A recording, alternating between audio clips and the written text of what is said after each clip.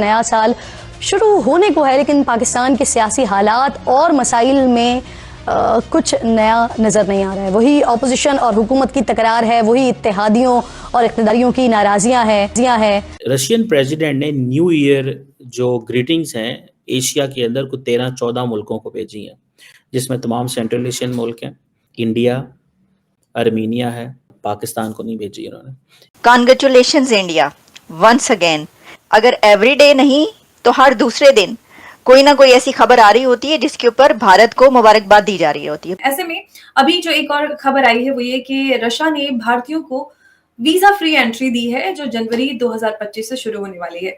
सो ये देखें कि रशिया क्यों हमें अपने ब्लॉक का हिस्सा नहीं समझता। सो हमें इस चीज़ को समझना चाहिए कि अगर रशियंस हमें नए ईयर का पैगाम नहीं भेज रहे और मोदी साहब को भेज रहे हैं तो इससे आपको अंदाज़ा लग जाना चाहिए that what is the meaning.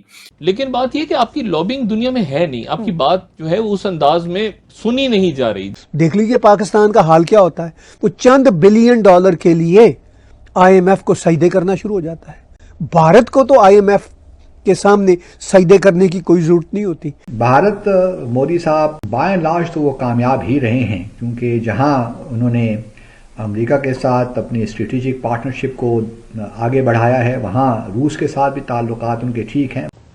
अब ये भी तस्लीम कर लीजिए कि इस वक्त हमें चाहिए उनकी मदद। हेलो दोस्तों, स्वागत आप सभी का एपीएन चैनल पे। तो फ्रेंड्स, आइए देखते हैं पाकिस्तानी मीडिया की लेटेस्ट वीडियो। तो दोस्तों, सबसे पहले आप सभी सुनने वाले को हैप्पी न्यू ईयर यानी नए वर्ष की शुभकामनाएं। दोस्तों, इसी नए वर्ष के साथ पाकिस्तानी मीडिया के अंदर जो बातचीत शुरुआत हुई है उसे देख के लगता है कि पाकिस्तान का जो कंटिन्यू ट्रेंड है दुनिया के अंदर लात खाने का, वो सिलसिला जारी है और इसकी शुरुआत रूस ने यानी रसिया ने पहले ही दिन से कर दी है 1 जनवरी से, जिस पर पाकिस्तानी मीडिया के अंदर बात हो रही है कि एक तरफ जहां पे पुतिन ने, जो कि रूस के राष्ट्रपति हैं, उन्होंने नए वर्ष की शुभकामनाएं दुनिया के कई देशों को दी, यहाँ तक कि इस एशिया रीजन के अंदर भी लगभग सभी देशों को शुभकामनाएं दी, जिसमें ऑब्वियसली भारत तो होना ही था ही, लेकिन अजीब सी बात यह रही कि पाकिस्तान को शुभकामनाएं नहीं दी गई। कि आपको याद होगा कि पिछले साल भी यानी 2024 में ही कई बार ये बातें होती रही कि रूस और पाकिस्तान के बीच रिश्ते में काफ़ी सुधार हुआ है, जिस पर पाकिस्तानी मीडिया के अंदर काफ़ी बातचीत भी होती रही, डिस्कशन भी होता रहा। लेकिन इसमें पाकिस्तानी मीडिया काफ़ी शॉक्ड है कि पुतिन ने एक तो नए वर्ष की शुभकामनाएं पाकिस्तान को नहीं दी, तो वहीं पर दूसरी तरफ उल्टा भारत को रसिया की तरफ से एक बहुत बड़ा गिफ्ट भी मिला है। वह है कि इसी 2025 जनवरी के महीने से भारतीयों को रसिया के लिए फ्री वीज़ा एक्सेस भी मिला है।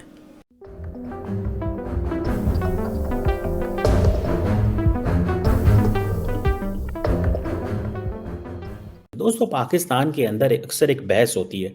वो बहस ये होती है कि शायद हम रशिया के बड़े करीब हैं या होने जा रहे हैं। मैं आपको बताऊं कि आपको कैसे पता चलता है कि कौन सा मुल्क इसको कैसे डील करता है। इसके लिए कुछ मौके आते हैं जिन मौक़ों को आपने स्टडी करना होता है। मिसाल के तौर पे रशियन प्रेसिडेंट ने न्यू ईयर जो ग्रीटिंग्स हैं एशिया के अंदर कुछ 13-14 मुल्कों को भेजी हैं, जिसमें तमाम सेंट्रल एशियन मुल्क हैं, आर्मीनिया है, India, Vietnam, China, Laos, Mongolia, Myanmar. Pakistan को नहीं भेजी इन्होंने। अच्छा, मज़े की बात है, ईरान को भी नहीं भेजी। ठीक है जी। सो मैं इसकी थोड़ा सा ये कमेंट करना चाहता हूँ कि रशियंस ये समझते हैं that we are part of the west, हम वेस्ट का हिस्सा हैं। और वेस्ट क्या समझता है? वेस्ट ये समझता है कि they are getting into the Chinese block. वो चाइनीज़ ब्लॉक में हमें डाल रहे हैं, हम उधर वो रशियन ब्लॉक में जा रहे हैं। मतलब हर कोई हमें अपने ब्लॉक का बंदा नहीं समझता। सो ये देखें कि रशिया क्यों हमें अपने ब्लॉक का हिस्सा नहीं समझता या रशिया क्यों समझता है कि हम वो नहीं हैं। उसकी वजह ये है कि पाकिस्तान और जो सोवियत यूनियन था, तो उस वक्त पाकिस्तान ने बड़ी मुश्किल में डाले रखा है। पाकिस्तान सेंटो का मेंबर रहा, जो अलायंसेस थे, मिलिट्री अलायंसेस थे backed by the United states. India इसका हिस्सा नहीं रहा। सो यही वजह है कि रशिया जो है वो कभी भी पाकिस्तान को अपने ग्रुप का हिस्सा नहीं समझता, रशिया में अपने ब्लॉक का हिस्सा नहीं समझता। सो रशिया और पाकिस्तान की कोई स्ट्रेटेजिक पार्टनरशिप नहीं है, लेकिन ताल्लुकात इस तरह हैं, मुनासिब हैं कि इंडिया उन्हें कहता है कि आपने पाकिस्तान को कुछ नहीं बेचना। सो हमें इस चीज़ को समझना चाहिए कि अगर रशियंस हमें नए ईयर का पैगाम नहीं भेज रहे और मोदी साहब को भेज रहे हैं तो इससे आपको अंदाज़ा लग जाना चाहिए that what is the meaning. The significance is कि ये जो पाकिस्तान के साथ जो ताल्लुकात हैं इसमें इंडिया बहुत इन्फ्लुएंस करता है। भारत एक बड़ा मुल्क है, दुनिया का सबसे बड़ा मुल्क आबादी के लिहाज से, इकनॉमिकली भी ग्रो कर रहा है और लेकिन अंदरूनी तौर पे कुछ हालात अच्छे नहीं हैं, इन द सेंस के एक तो एक्सट्रीमिज़म बहुत बढ़ गया है, लेकिन उस पर हम बात नहीं करते, हम फॉरेन पॉलिसी के मैदान पे बात करते हैं। भारत मोदी साहब को अब 10 साल से ज़्यादा का अरसा हो गया है एज वज़ीर आज़म, तो मैं समझता हूँ कि बाय एंड लार्ज तो वो कामयाब ही रहे हैं, क्योंकि जहाँ उन्होंने अमेरिका के साथ अपनी स्ट्रेटेजिक पार्टनरशिप को आगे बढ़ाया है, वहाँ रूस के साथ भी ताल्लुकात उनके ठीक हैं, बल्कि अगले इसी साल अब नया साल शुरू हो गया है तो प्रेसिडेंट पुतिन भारत का दौरा करेंगे, एनुअल समिट भी होगी, तो ये एक इम्पॉर्टेंट जो ये बैलेंस करना ताल्लुकात को, ये बहुत बड़ी बात होती है। रीजन के अंदर देखिए तो पाकिस्तान के साथ मामलात उस तरह ही हैं जैसे पहले थे, बल्कि कहना चाहिए कि पाकिस्तान को अब उन्होंने एक लिहाज से इग्नोर करना शुरू कर दिया है।